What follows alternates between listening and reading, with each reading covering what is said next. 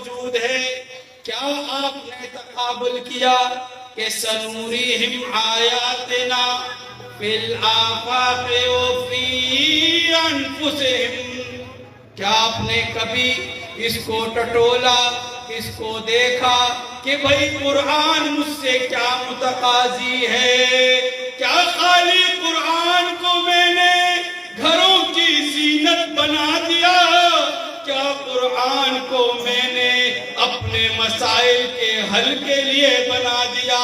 یا کسی عامل کے پاس جا کر میں نے تعویذ لے لی کہ میرے پر جادو ہوا ہے، سحر ہوا ہے، بیماری ہے، مجھے جو اس سے نجات دلا دو؟ کیا اس لیے قرآن آیا؟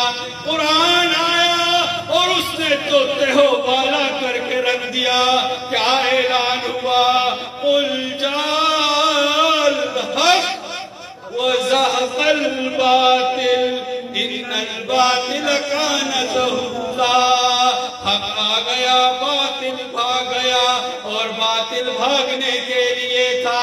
تو میرے بھائیوں، آج آپ نے اپنے پلے یہ چیز باندھنا ہے، جس طرح حضرت حاجی صاحب نے فرمایا کہ آپ نے قرآن کو اپنے زندگی کا راہ عمل بنانا ہے.